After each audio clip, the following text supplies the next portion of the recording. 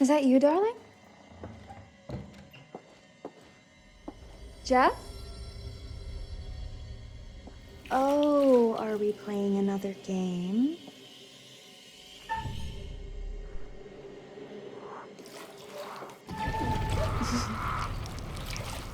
Okay, Mr. Sneaky. You can't sneak up on me, Mr. Holmes! Hello, my dear. What are you doing in here? Jeff! I don't think he can quite hear you. Ah! Get away from me! But I'm not finished yet. I said get... Don't fight it. Will only hurt more if you do.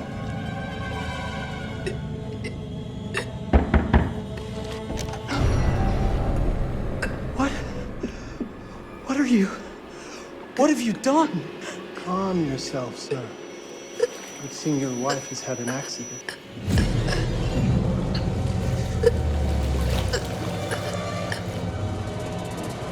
Is there a problem, sir?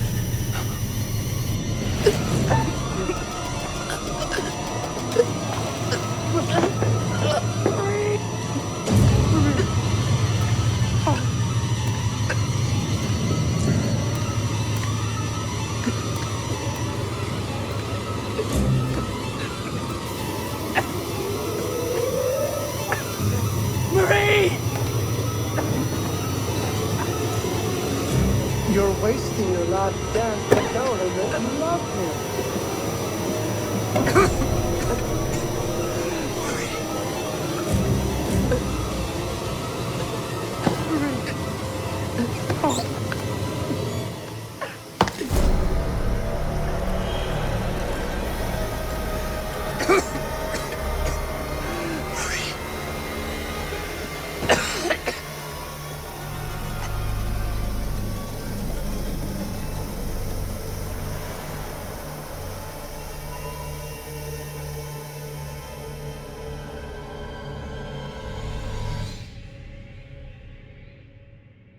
A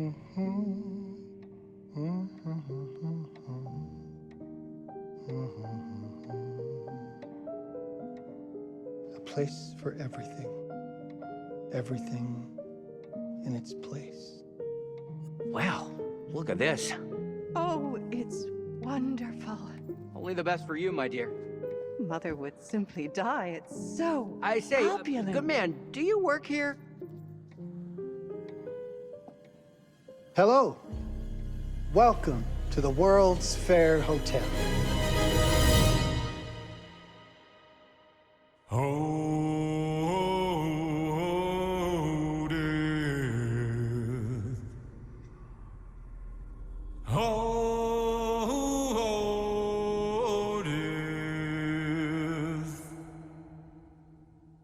Won't you spare me over till another year?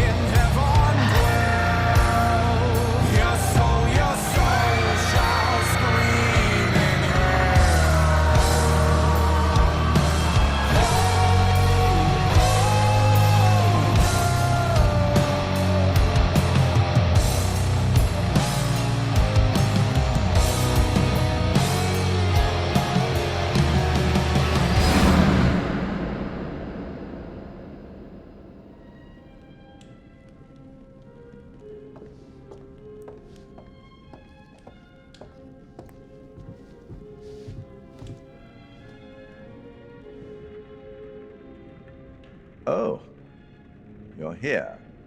Have you been waiting long? Welcome back.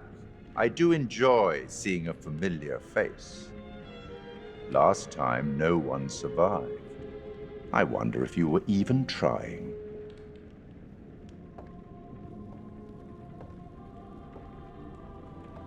It's so good to have company. For a long time, I was on my own. I can barely recall a time when I wasn't here, watching over these tales. And what good are stories without somebody to experience them?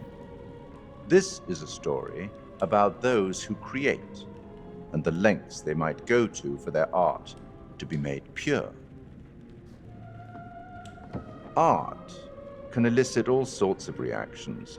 Delight, inspiration, desire, yes, but also doubt, fear, dread. The way you react, the decisions you make, will affect this story. Hidden in the world, you'll find dark pictures. They give glimpses of the possible consequences of your choices. And sometimes it's the smallest choices that can have the biggest repercussions. You're responsible for what happens. You're culpable. I can't interfere. That's very much against the rules. I can only observe what happens and record any significant events. Oh. Ever seen one of these? They're very old. People used to call them obels. They'd put them in the mouth of the recently deceased to pay the ferryman. Look out for them. You'll find them in the strangest places. I'll be happy to exchange any that you find, and I'll certainly make it worth your while. Well, shall we start? The game is afoot. I will be watching.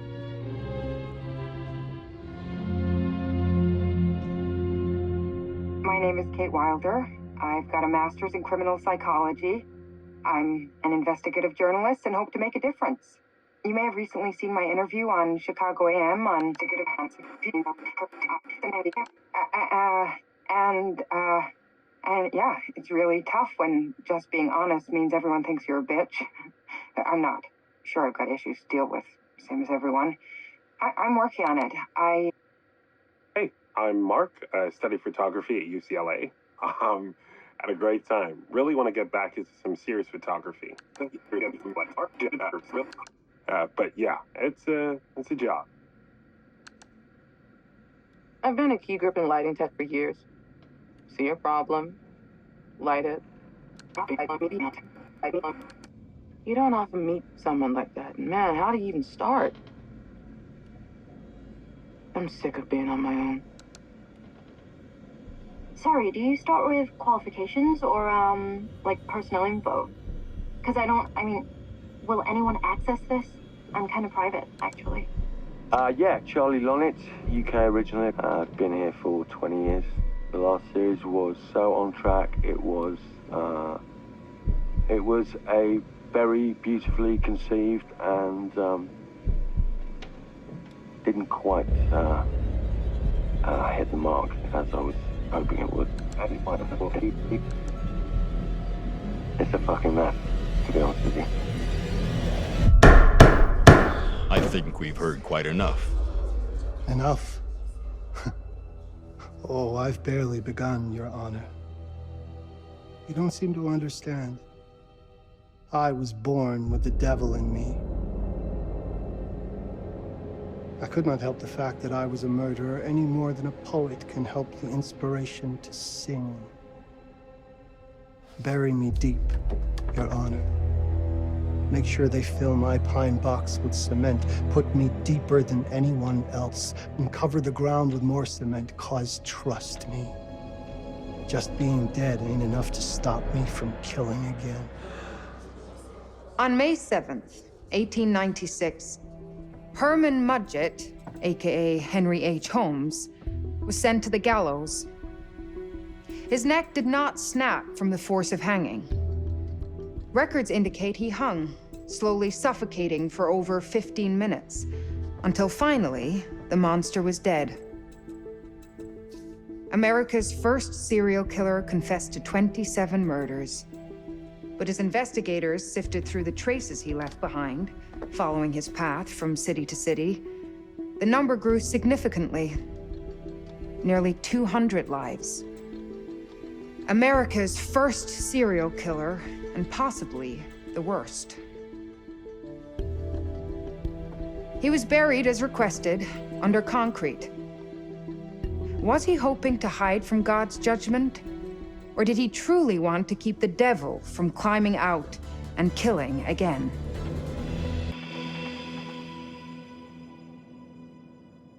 So, what do you think?